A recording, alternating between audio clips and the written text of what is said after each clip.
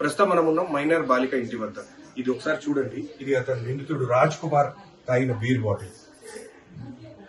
ఈ beer bottle ఏదైతే ఉందో అతను ఈ చైర్ మీద కూర్చొని తాగి ఇక్కడ ఇక్కడ ఇక్కడ కూర్చొని తాగేసి నేరుగా స్ట్రైట్ గా ఇలా వచ్చేసి ఇంట్లోకి దూరటం జరిగింది. ఒకసారి గమనిస్తే రక్తపు మరకలు చూడండి. ఆ బాలిక యొక్క నాన్నమ్మయి మదర్వి రక్తపు మరకలు. ఎంత హృదయ విదారకమైన సంఘటన అంటే ఇవన్నీ కూడా గమనిస్తే రక్తపు మరకలు. అతను నిర్మానుషంగా వాళ్ళని కోసినప్పుడు వచ్చిన రక్తం ఇది. ఇవి చూస్తుంటే ఒక మనిషి రూపంలో ఉన్న మృగం చేసిన అఘాయిత్యం లాగా ఉంది.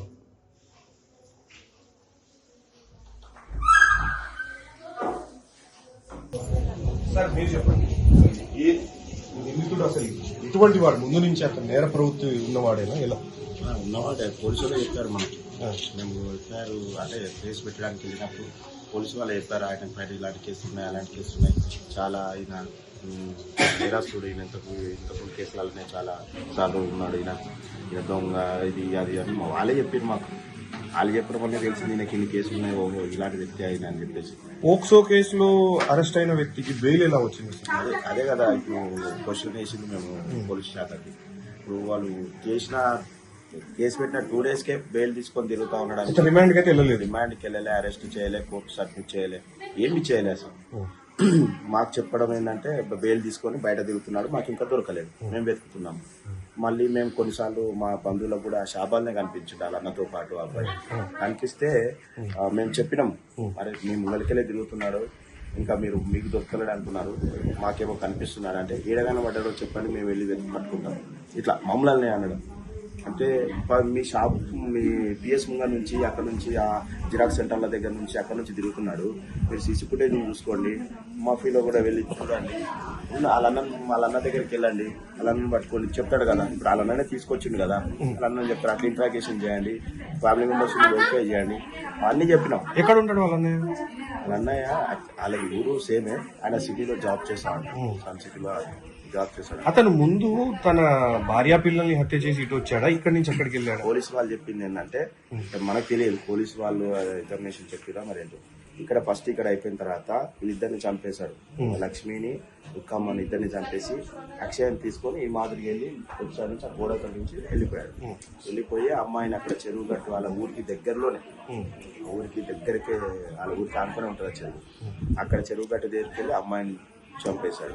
అంటే అత్యాచారం ఏమన్నా చేసి అది పోస్ట్ మార్టం అయ్యింది, రిపోర్ట్స్ ఇంకా మాకు చెప్పలేదు, రిపోర్ట్స్ ఇవ్వలేదు. ఇది క్వశ్చన్ మార్క్. ఇప్పుడు మేము కూడా అనుకుంటున్నాం అత్యాచారం చేసే చంపిండొచ్చా, లేకపోతే ఇప్పుడు పోస్ట్ మార్టం అయితే తెలియాలి కదా, పోస్ట్ మార్టం రిపోర్ట్ ఇంకా ఇంతవరకు రిలీజ్ చేయలేదు, ఇట్లుంది పరిస్థితి ఇది అని. ఇంకా అమ్మని చంపిన తర్వాత వాళ్ళ ఫ్యామిలీ మెంబర్స్ వెళ్ళి వాళ్ళ ఫ్యామిలీ మెంబర్స్ కూడా చంపేసి అక్కడ నుంచి వాళ్ళ అదే ఇంట్లో వాళ్ళ ఫాదర్ కూడా ఇక్కడనే ఉన్నాడు. అదే నైట్ ఫోన్ చేసి నేను వీళ్ళని చంపాను, వాళ్ళని చంపాను, నేను కూడా చనిపోతాను అని చెప్పడం వల్ల వాళ్ళ ఫాదర్ రాజ్ కుమార్ ఫాదర్ ఇక్కడ ఉండే. ఇంకా ఆయన పిఎస్ కు కాల్ చేసిండు, మరి ఇక్కడ అందరినీ. అసలు రాజ్ కుమార్ నివాసం ఇక్కడ వాళ్ళకు కూడా ఇక్కడ పక్కన. ఇక్కడ వచ్చినప్పుడు ఈ అమ్మాయి మీద కన్నేయడం, ఇక్కడికి వచ్చినాకనే ఇంటి పక్కన ఇల్లు కదా, ఇక్కడికి వచ్చినాకనే అట్లా కన్నేయడం జరిగింది.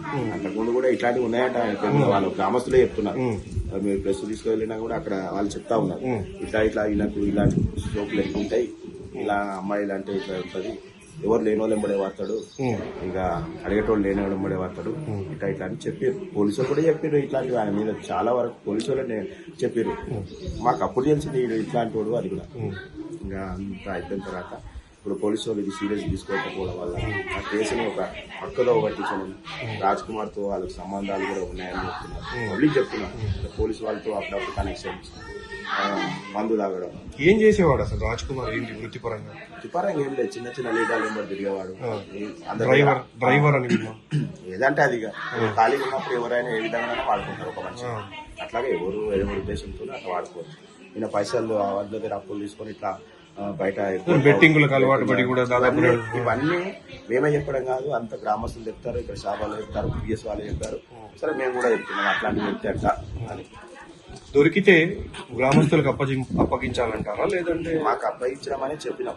అది ఇక మేము కూడా కొంత నాలెడ్జ్ ఉంది కాబట్టి డైరెక్ట్ ఎవరు అప్పగించరు.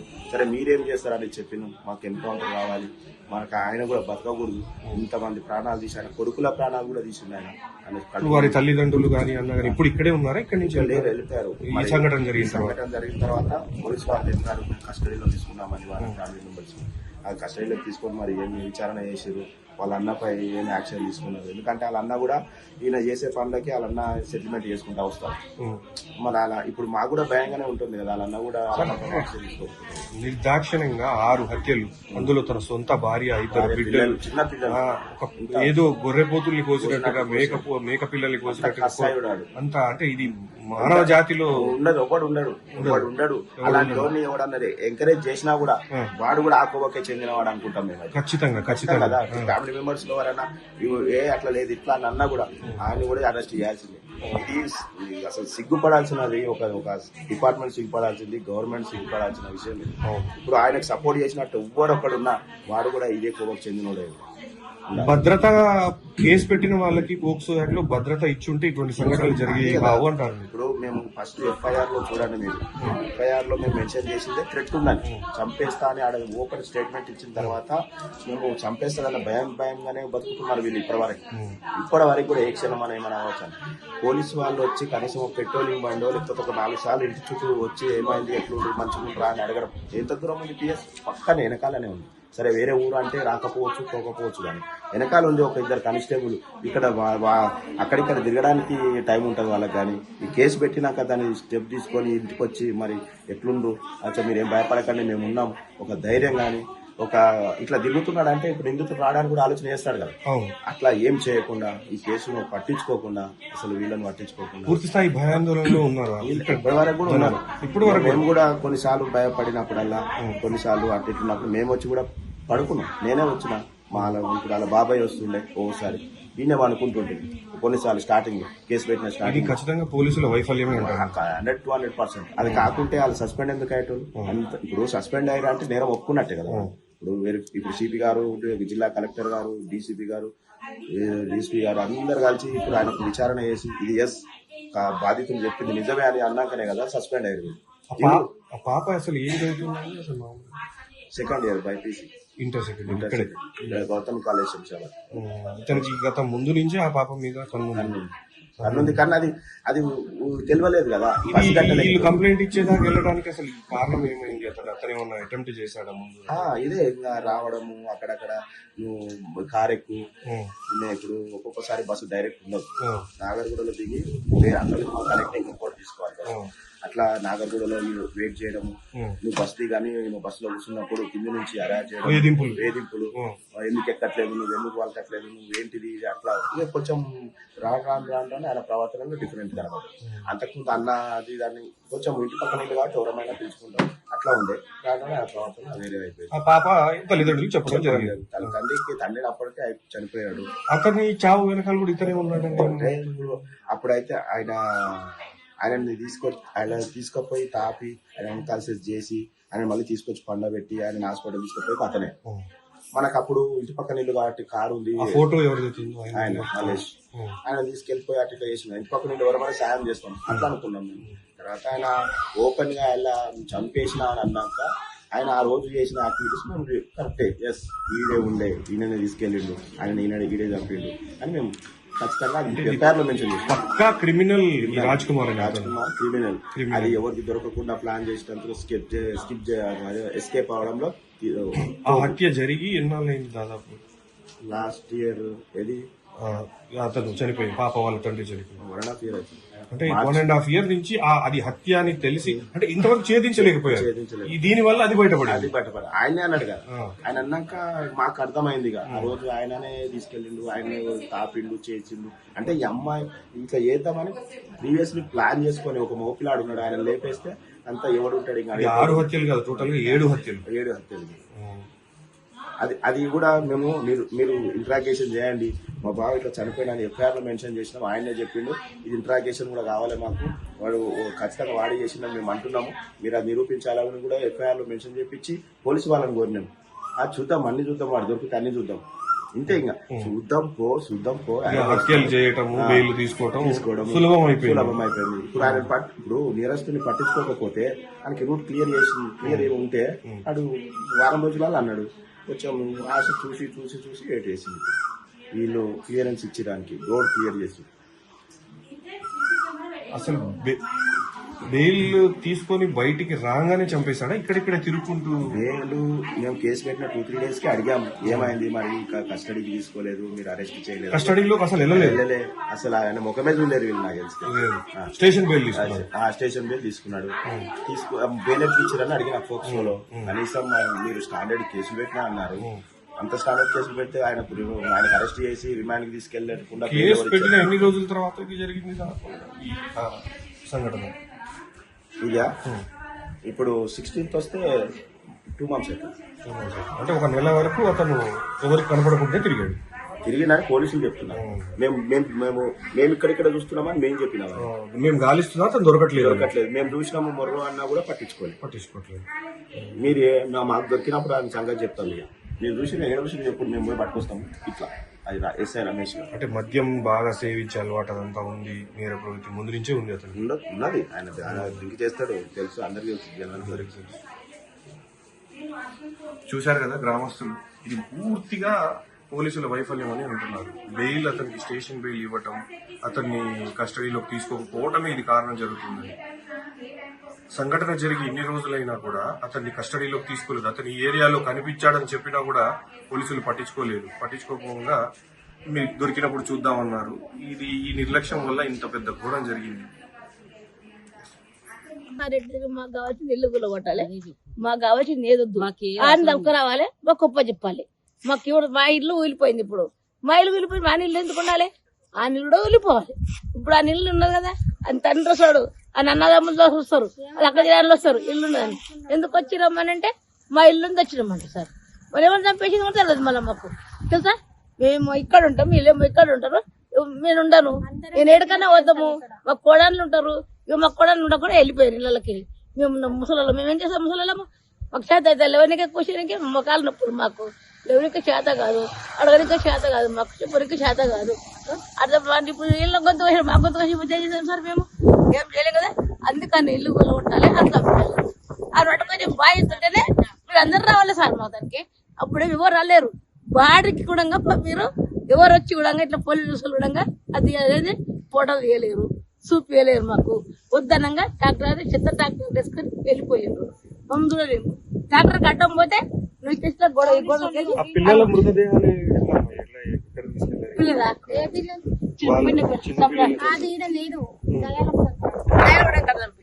అక్కడది అక్కడ పిల్లని పిల్లలు చంపి ఆడకెళ్ళి ఇక్కడ వచ్చిండు.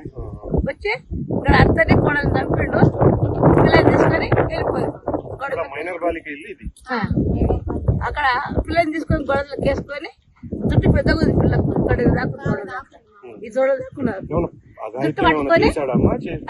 జుట్టు పట్టుకొని గొడవలకు వేసేసాడు, ఆ కాలు వేసుకొని వెళ్ళిపోయాడు. ఇక్కడ నరకడు మష చెరుకట్ట మీద అని ఇల్లు ఉండవద్దు అసలు. ఆయన ఇల్లు మాకు వద్దు సార్, అని ఇల్లు మాకు వద్దాడు. మాకు కావాల్సింది ఆట రావాలి, అని చంపేయాలి, ఆ ఇల్లు ఆయన దేవురంటే దయాలగూడెం సార్, అండి దయాలగూడెం. ఆయన పిల్లలు తప్పుకోడు, తల్లిని తప్పుకోడు, ఎవరు తప్పుకోడు మాకు తెలియదు. అది ఎవరైనా తప్పుకోకు. మా ఇంటి అయితే 4 పిరింగులు పోయినాయి, ఆ 4 పిరింగులు పోయినాయి. మన ఇంటి పక్కన ఉన్నాము. ఏమవుతారమ్మా చనిపోయిన ఏప్రిల్ అంతా తాలుగారు. అమ్మాయి ఆ మైనర్ బాలిక వాళ్ళ నాయనమ్మ మీ ఏప్రిల్ ఏప్రిల్ మధ్య మేము అంటే అత్తవాళ్ళని ఏడు చంపాడు, పిల్లనేమో అక్కడ వేసుకుపోయి చంపాడు. ఇక మాకు బాధ ఉండదు సార్. ఇట్లా మా అల్లుడు వాయ, మా బిడ్డ వాయ, మా ఏప్రిల్ వాయ దొరకలేడు. ఇంతవరకు పోలీసులు పట్టుకోలేదు. ఇంకా ఉన్నారు ఇక్కడనే పోలీసులు, కానీ తొక్కరాలేదు ఇంతవరకు. అతనికి అసలు పోక్సో కేసులో అతనికి శిక్ష పడాల్సింది, రిమాండ్ కి పంపాల్సింది, బెయిల్ మీద బయట తిరగడం అనేది అసలు ఏమో సార్ తెలియదు, మాకు చెప్పలేదు సార్. వాళ్ళు ఆడొచ్చింది తెలియదు, ఆడ పోయింది తెలియదు, ఆ బెయిల్ పెట్టింది ఎట్లొచ్చిందో తెలియదు సార్ వాళ్ళకి. మళ్ళీ వాళ్ళు అంటారంటే మా దగ్గర నుండి ఎట్లా వచ్చిందో తెలియదండి. బెల్ మీద వచ్చిందంటే బెల్ మీదకి ఇంటికి వచ్చారో ఎట్లా వచ్చారో తెలియదు. మాకు అందరం పడుకుంటాం కదా సార్. మనం పడిన తర్వాత ఎవరికి ఒంటిగడ రాత్రి సార్ మనం పొద్దుదాకా పనికి పోతాము, వస్తాము, పొలం చేస్తాము, పడుకుంటాము. అంతేగాని మనం ఇళ్ళంటే పడుకోం కదా. చీకట్లో వండుకోవడం సచ్చిరం మంచి పడిన మంచి ఒకటే కదా సార్. అట్లా మేము చెప్పింది ఒకటి. మేము సచ్చినాడు సందర్భంలో ఇదే మాట. మాకు ఆయన పట్టుకొస్తలేరు, చూపిస్తలేరు. ఆ బాడీలు గొడవటప్పుడు మన కళ్ళకు చూపిలేదు సార్ వాళ్ళు. ఎడ్డి పిల్ల ఉంది, కాళ్ళు లేని పిల్ల, చేతులు లేని పిల్ల, నోరు లేని పిల్ల ఉంది. ఆ పిల్లే ముందర పోసిందంటే కవితంగా పోసినట్టు. ఆ పిల్ల ఏం చెప్తుంది, ఇప్పుడు తిన్నా మమ్మీ అంటే ఇట్లా చెప్తుంది. ఇట్లా చెప్తుంది పిల్ల. ఆ పిల్లకి నోరు లేదు, చేతులు లేవు, కాళ్ళు లేవు. ఉన్నా కానీ నడవనీకి రాదు, కూర్చొని కాదు, తిననీకి రాదు. అట్లనే పెట్టుకోవచ్చు.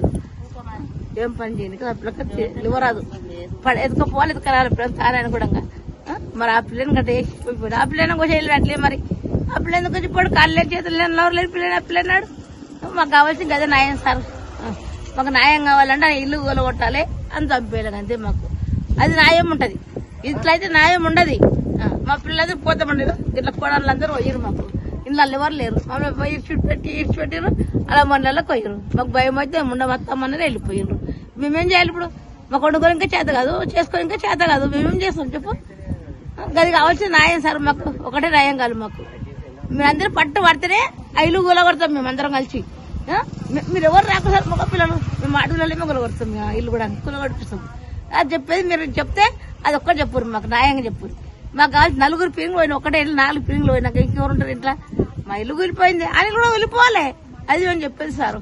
మాకు వచ్చింది కదా పట్టు సరిగా. నేను చెప్పాను ఇక సార్ ఇంతకి నాకు చెప్పే బాధ్యత కోసం.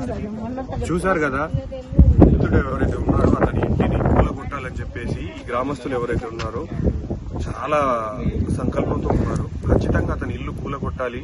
మగవాళ్ళ అవసరమే లేదు, మేము ఆడవాళ్ళం అందరం కలిసి ఆ ఇల్లు ఏదైతే ఉందో కూలగొట్టేస్తాం. మేము మాకు అప్పగించండి, అతన్ని మేము చంపేస్తామని ఇక్కడ స్థానికులు చాలా భయాందోళనతో ఉన్నారు. ప్లస్ ఆడవాళ్ళకి ఇక్కడ సెక్యూరిటీ లేదు అనే చాలా భావంతో ఉన్నారు. ప్రస్తుతం మనం ఉన్నాం మైనర్ బాలిక ఇంటి వద్ద. ఇక్కడ ఆమె సోదరి ఉంది. ఒకసారి చూడండి. ఈ అభం శుభం తెలియని పాప ముందే 2 పీకల్ని కోసి తన చెల్లిని నిర్మానుషంగా ఈడ్చికెళ్లి అత్యంత కిరాతకంగా ఈ పాపని చూడండి ఒక్కసారి. ఎంత హృదయ విదారకంగా ఉంది పాప. ఈమె పరిస్థితి చూడండి. ఈ సమాజం ఎడిపోతుందో అర్థం కావట్లేదు.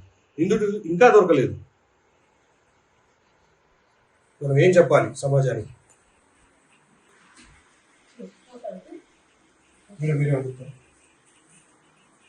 చాలా చాలా బాధాకరమైనటువంటి అంశము. 17 ఏళ్ల మైనర్ బాలికను అంతకుముందు పెళ్ళైంది వానికి. పెళ్ళయి 2 పిల్లలు కూడా ఉన్నారు వానికి, రాజ్ కుమార్కి. తర్వాత 17 ఏళ్ల అమ్మాయి అంట ఇంటర్ ఫస్ట్ ఇయర్ అనే వెంటబడ్డాడంట. వెంటబడితే పాపం తల్లికి చెప్పింది, నాయనమ్మకి చెప్పింది, అట్లాగే వాళ్ళ అమ్మ సిస్టర్ కూడా చెప్పిందంట. వాడు నా ఇంట పడుతున్నాడు అంటే వాళ్ళన్ని జాగ్రత్తలు కూడా చెప్పిందంట. చెప్పిన తర్వాత మళ్ళీ జూన్ స్టార్ట్ అయింది. జూన్లో కాలేజీ స్టార్ట్ అయినాక కూడా బాగా ఇబ్బంది పెడుతున్నారు అని పేరెంట్స్కి చెప్పడం జరిగింది. పేరెంట్స్కి చెప్తే మేలులోనే బాగా ఇబ్బంది పెడుతున్నారట. బయటికి పోయినా ఎక్కడికి పోయినా కానీ అమ్మాయిని వేధిస్తుందంటే అప్పుడు వాళ్ళ మదర్ ఏం చేసిందంటే పోయి పోలీస్ స్టేషన్లో కేసు పెట్టింది. కేసు పెడితే మళ్ళీ వెంటనే పోలీసులు స్పందించాలి కదా. స్పందించకుండా అంటే కేసులు అంటే బలమైనటువంటి సెక్షన్స్ పెట్టలేదు. ఒక 17 ఏళ్ల మైనర్ బాలికను లైంగికంగా వేధిస్తే పోక్సో కేసు కింద సెక్షన్స్ నమోదు చేసి పెడితే వాడు జైల్లో ఉండేవాడు. 2 నెలల తర్వాత బెయిల్ వస్తుంది. కానీ అట్లా కాకుండా మామూలు సెక్షన్లు పెట్టడం వల్ల వాడు బయటికి వచ్చి ఈ రకంగా 6గురిని పొట్టన పెట్టుకుని ఇది చాలా బాధాకరమైనటువంటి అంశము. ప్రతి ఒక్క కడుపు తరకబోతున్నటువంటి అంశం. ఈ సమాజం ఎటుపోతుంది? ఈ పోలీస్ యంత్రాంగం ఇది నిర్దాక్షిణంగా 6గురిని చంపేసిందంటే ఇది ఎవరు? దీనికి బాధ్యత ప్రభుత్వం బాధ్యత. పోలీస్ యంత్రాంగం ఉదాసీనత ఇక్కడ స్పష్టంగా కనిపిస్తుంది. వాడిని వాడు జైల్లో ఉంటే ఈ 6గురు పాపం చనిపోకపోయేవాడు. 6గురు ఒక్కరు కాదు, 2 కుటుంబాలకు సంబంధించినటువంటి వ్యక్తులు. అటు మైనర్ బాలికకు సంబంధించిన అమ్మ, నాయనమ్మ, ఇటు భార్య, 2 పిల్లలు, మగ పిల్లలు. ఆ పిల్లల్ని చూస్తుంటే ముక్కు పచ్చడానికి పిల్లలు. ఇప్పుడే పోయి మేము అక్కడ వాళ్ళ అమ్మమ్మను కూడా మేము సందర్శించి వచ్చాం. అంటే సరిత వాళ్ళ అమ్మని కూడా మాట్లాడొచ్చాం. ఆ తల్లి ఏం చెప్తుందంటే, నా బిడ్డని నేను చదివించుకున్నా, రెక్కల కష్టంతో నా పిల్లని బీడీ చేయించుకున్నా, నా పిల్ల డిఎస్సి రాసింది, నేను అప్పో చేసి చదివించుకున్నా, ఆ పిల్ల మంచిగా ప్రయోజకురాలైంది, నన్ను పోషిస్తుంది అనుకున్నా, ఇలా నేను ఎట్లా, నాకు ఒక కొడుకు ఒక కూతురు, నేను ఎట్లా బ్రతకాలి అని ఆ తల్లి రోదన పెట్టుకుంటుంది. నా బిడ్డ చనిపోయింది, నా మనవళ్ళు చనిపోయారు, ఒక్క మనవన్నన్నా ఉంచలేదని ఆ తల్లి సరిత తల్లి ఏడుస్తుంటే మా కడుపు తరకపోతుంది. వీడు రాజ్కుమార్ అనే అతన్ని అసలు వాడిని ఇంతవరకు పట్టుకోలేదు అంటున్నారు. ఇంతవరకు పట్టుకోలేదు. ఏం చేసింది పోలీస్ యంత్రాంగం తెలిసి చెప్పట్లేదా? ఎన్కౌంటర్ చేసిరని ఒకటి వస్తున్నది ఫేక్ న్యూస్, ఒకటేమో వాడు రైల్వే స్టేషన్ లో రైలు కింద పడి చనిపోయినని అంటున్నారు, పట్టుకున్నామని చెప్తున్నారు. ఏమి తెలియట్లేదు. ఏంది ఇంత అన్యాయమా?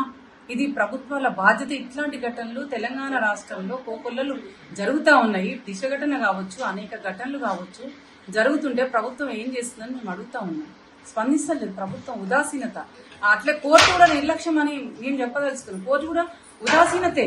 ఎందుకంటే ఒక ఘటన జరిగిన తర్వాత ఫాస్ట్ ట్రాక్ కోర్టు ద్వారా విచారించి వెంటనే జైలు శిక్ష పడాలి. వాళ్ళకి పడితే ఇట్లాంటి భయాలు ఉండవు. అందుకే ఈ తల్లి పాపం, ఈ పాపం చూస్తుంటే మేము వస్తే కూడా ఈ పాపం మీరు అందరూ వెళ్ళిపోండి తన కళ్ళ ముంద నా తల్లిని నా తల్లిని చంపేసిండ్రు, మా నాయనమ్మని చంపేసిండ్రు, అంటే గొడ్డలతో కోసేసిండ్రు, తన అక్కని జుట్టు పట్టి ఈడ్చుకోబోతుండ్రు. భయపడుతుంది అమ్మాయి, చెప్పాలంటే భయపడుతుంది పాపం. ఏంది అసలు ఈ సమాజం ఎటుపోతుంది? సమాజంలో ఈ మద్యం ఉండొద్దు, డ్రగ్స్ ఉండొద్దు, ఇట్లాంటి ఘటనలు ఎందుకు జరుగుతున్నాయి? ఇవన్నిటిని ప్రభుత్వాలు ఆలోచించాలని పదే అఖిలభారత ప్రజాతంత్ర మహిళా సంఘం ప్రభుత్వాలకు డిమాండ్ చేస్తున్నాం. కానీ ఘటన జరిగినప్పుడు అందరు వస్తారు, అందరు ప్రజాప్రతినిధులు వస్తారు, మేము అది న్యాయం చేస్తాం, ఇది న్యాయం చేస్తాం. ఎవరికి కావాలండి న్యాయం? 5 లక్షలు ఆ అమ్మాయికి ఇస్తే సరిపోతుందండి? ఆ తల్లిని ఆ బిడ్డని ఎవరు చూసుకోవాలి? ఆ బిడ్డని ఎవరు చూసుకోవాలి? పాపం కాళ్ళు లేవు, శారీరకంగా మానసికంగా ఇప్పుడు చూస్తే తెలుస్తుంది. ఒక సోల్ లేకుండా పాపం ఉంది, ఒక మెంటల్ గా అమ్మాయి ఉంది, కాళ్ళు లేవు, ఎవరు చదవాలి ఇప్పుడు? ఒక 5 లక్షలు ఇస్తే అయిపోతుందా?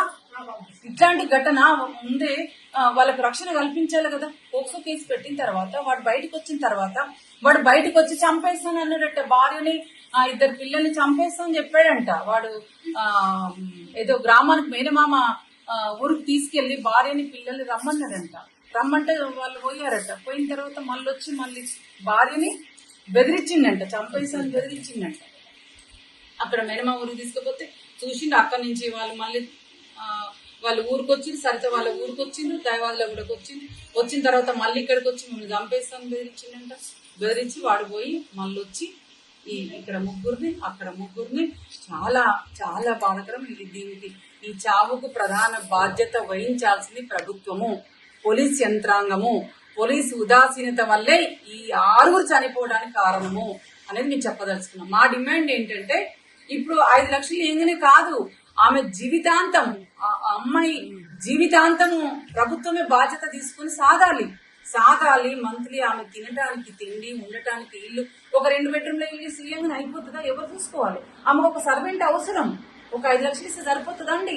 ఆమెకు ఒక సర్వెంట్ అవసరం అవుతుంది. ఆ ప్రేమని, ఆ తల్లిని కోల్పోయింది. ఆ తల్లి ప్రేమ పంచుతుంది బిడ్డకి. ఎట్లాంటి బిడ్డ అయినా, గురువు పైన రోగిష్ఠుడైనా తల్లి బిడ్డ ప్రేమను పంచుతుంది. మరి అట్లాంటి ప్రేమను కోల్పోయింది కదా తను.